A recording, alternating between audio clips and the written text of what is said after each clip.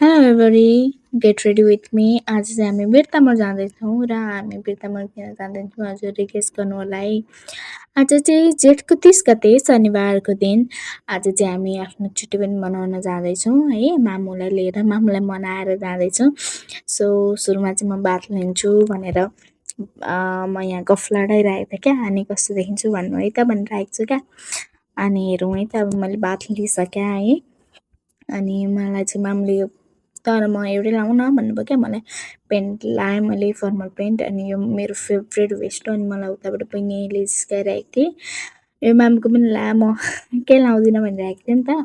म पाउडर साउडर केही लाउँदिनँ भनिरहेको थिएँ। अनि मामुको ला भनिरहेको थिएँ। अनि मलाई रिस उठायो, अनि मैले कुटी त गएँ। अब कुट्नु हुँदैन थियो तर केही हुँदैन, कहिलेकाहीँ बेहुरा देखाएपछि त्यस्तै हो। अनि मैले ब्लस लाएँ, लिक्विड वाला ब्लस। अनि त्यहाँदेखि म मेरो फेभरेट लिप ग्लस देखाउँछु है भनेर भनिरहेको थिएँ क्या। अनि मैले लिप ग्लस देखाउँदै थिएँ, त्यहाँदेखि हेर्नु न देखाउँदा देखाउँदै झन्डै त गयो। अनि मेरो मुटु चाहिँ निक्लिए जस्तो भयो क्या लिप ग्लस त्यो निक्लिएको देख्दा। अनि त्यहाँदेखि मैले लाएँ, यहाँ बिगारेर लाउन थालेँ क्या फेरि मैले। अनि त्यहाँदेखि यो मेरो फेभरेट लिप ग्लस हो, फेभरेट फेभरेट भनिरहेको छु। अनि त्यहाँदेखि म आइलाइनर लाउँछु है। म चाहिँ लिक्विड वाला आइलाइनर लाउँदिनँ, मतलब लाउन त लाउँछु तर त्यति लाउँदिनँ नि त। अनि पेन्सिल काजल लाउँछु भनिरहेको छु, अनि खोइ आउँदिनँ त भनिरहेको थिएँ क्या। अनि म मस्कारा पनि लाउँछु लाउन त, तर हेर्नु न कसरी लाउँछु, सबै मस्काराको त्यो उयो चाहिँ सबै भित्रै हाँस्छु। अनि मामु चाहिँ उहाँ बोलिरहनु भएको हुन्थ्यो क्या। अनि मलाई रेडी हो म त अब हिँडेको भनिरहनु भएको हुन्थ्यो। अनि आफै चाहिँ त्यस्तो लुगामा बस्नुभएको हुन्थ्यो क्या मामु। अनि मैले मस्कारा लाएँ, अनि मैले मेकअप गरिसकेँ, म कपाल कोर्छु। अनि मामुलाई हतार हतार जाउँ भन्छु भनेर भनिरहेको थिएँ। अनि एकछिनमा पो याद आउँछ, ए मेरो त लुकै कम्प्लिट भएकै छैन भनेर। अनि त्यहाँदेखि मैले झुम्का भनेर देखाउन थालेँ क्या। मेरो यो झुम्का फेभरेट पनि हो। अनि यो झुम्का लाउँ कि है, मलाई बाबा जिस्काइरहनु भएको हुन्थ्यो नि त। बाबा उता बोल्दै हुन्थ्यो मामुसँग, अनि राम्री आमा भन्दै। अनि यो झुम्का लाउँ कि यो मलाई साथीले दिएको झुम्का लाउँ भनेर भनिरहेको थिएँ। अनि लास्टमा चाहिँ मैले यही झुम्का लाउँछु भने मलाई मामुले पनि यही ला भन्नुभयो। अनि म पनि यही लाउँछु नि त भने क्या। अनि मैले यही लगाइरहेको थिएँ। अनि बाबालाई मैले जिस्काइरहेको थिएँ क्या। अनि मलाई राम्री भन्दै हुन्थ्यो। अनि बाबा पनि त ह्यान्डसमै हो नि त हो। अनि बाबा ह्यान्डसम भएपछि छोरी राम्री हुँदैन भनेर जिस्काइरहेको थिएँ नि त बाबालाई। अनि मलाई भरे लाज लाग्यो। अनि त्यहाँदेखि मैले लुकेको अनि कपाल कोर्न थालेँ है। हेर्नु न लट्टै लट्टा मलाई मम्मीले हतार लाएर हतारेर होइन, आफै चाहिँ त्यसरी बाबासँग बोलेर बसिरहनु भएको हुन्थ्यो क्या। अब म जान्छु, म त रेडी भइहाल्छु, म त जान्छु भनेर मलाई जिस्काइरहनु भएको हुन्थ्यो। अनि हेर्नु न मेरो कपाल कति लामो है भनेर भनिरहेको थिएँ त।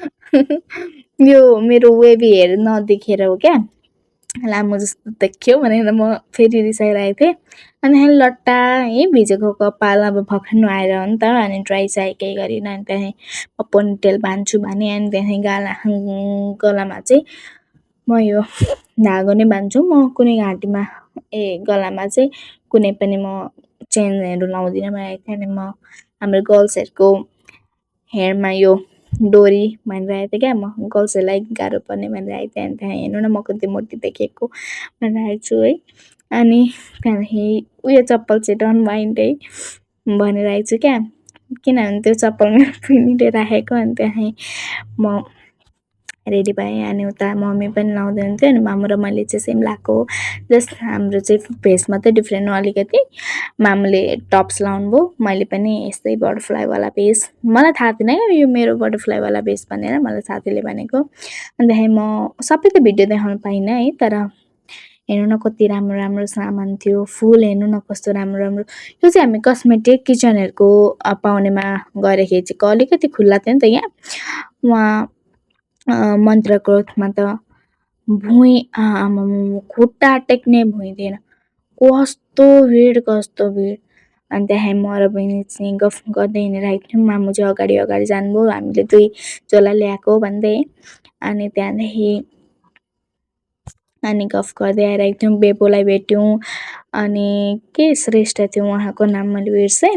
तर उहाँ एलो हर्बलमा काम गर्नुहुन्छ। मैले एलो हर्बलको के भन्नु, उहाँलाई पनि मेमलाई पनि भेटेँ अनि त्यहीँ रमेश बुढाथोकी सरलाई पनि भेटेँ भनेर गफ गरिरहेको थियो अनि म बेबोसँग फोटो खिच्छु है मामु भनेर भनिरहेको थिएँ अनि को हो भन्दै हुन्छ क्या मामु अनि बेबो हो मामु भनिरहेको थिएँ अनि त्यहाँदेखि मैले देखेँ नि त अनि बेबो भनेर चिच्याएँ अनि सबैजना बेबो बेबो भन्दै आउनुभयो अनि त्यहाँदेखि म पनि गएँ फोटो खिच्न भनेर गएको त मामु त म जाँदै मात्रै थिएँ मामु उता मम्मीलाई उता हेरेको त गरेर जानुभयो क्या अनि म पनि मामुसँगै गएँ फोटोहरू खिच्न पाइनँ तर भिडियो बनाएँ अनि त्यहाँदेखि म र मामु चाहिँ 3:30 भइसकेको थियो त्यहीँ अनि मोमो खान जाउँ न त भनेर म मम्मीले अनि खान गएको अनि त्यहाँदेखि हामीले सुप खाएको सुपमा चाहिँ त्यहाँदेखि बहिनीले चाहिँ म खाइसक्छु भने क्या अनि भरे खाइ नसकेर मलाई र मामुलाई दिएँ अनि त्यहाँदेखि मामुलाई सोधेँ मैले मोमो कस्तो छ मामु भन्दै अनि मिठो छ भन्नुभयो अनि बहिनीलाई पनि सोधेको मिठो छ